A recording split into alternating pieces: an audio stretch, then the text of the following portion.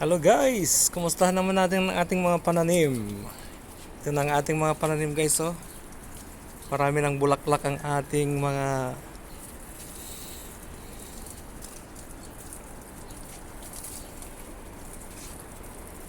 pananim. Marami ng bulaklak guys.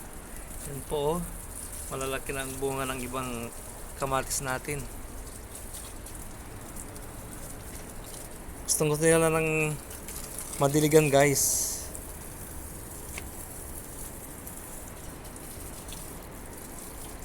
Wow! Napakasaya na nakikita nating namumunga na ang ating mga pananim guys.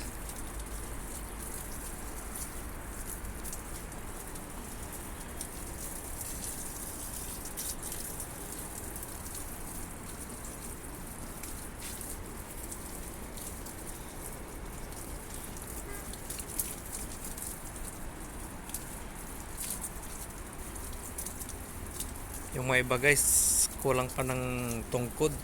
Lalagyan natin ng tungkod guys.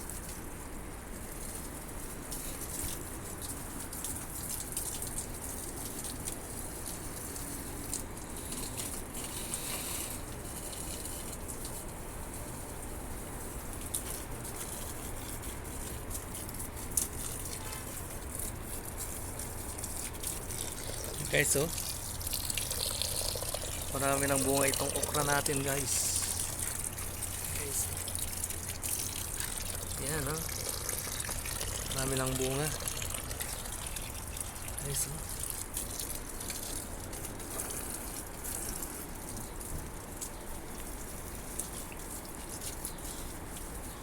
Magtanim ng magtanim para mayroon tayong gulay araw-araw guys.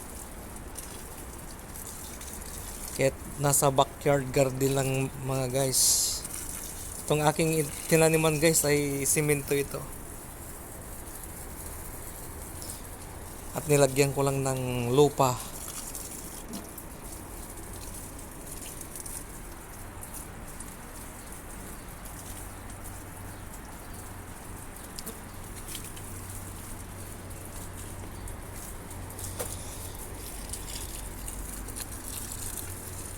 Yan guys. Alakbati.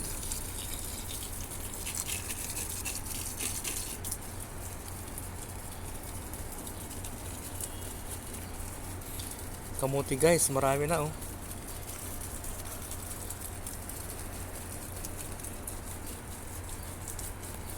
Malagong malago ang ating mga kamuti. Yeah.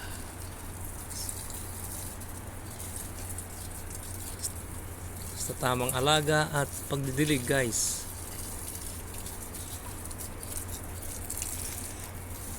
Ang aking mga pataba guys, oh, tignan nyo.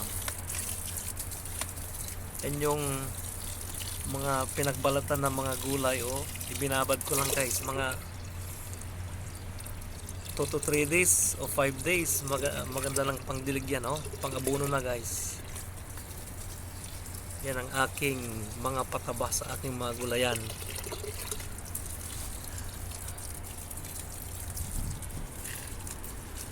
Yan. Napakasaya guys.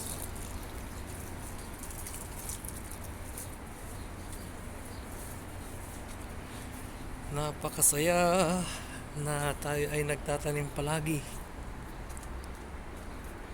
Ito guys oh, malalaki na oh. Guys oh. Yan pa oh, susunod oh. Sunod-sunod ang bunga niya guys oh. Ito pa oh. So may bulaklak ulit doon. Wow, malapit ka ng anihin. Okay guys, God bless po sa lahat. Pagpalain tayo ng ating Panginoon. Happy farming everyone. And be good health palagi. Lagi tayong mag-ulam ng mga gulay para humaba ang buhay kanila. God bless everyone. Bye bye.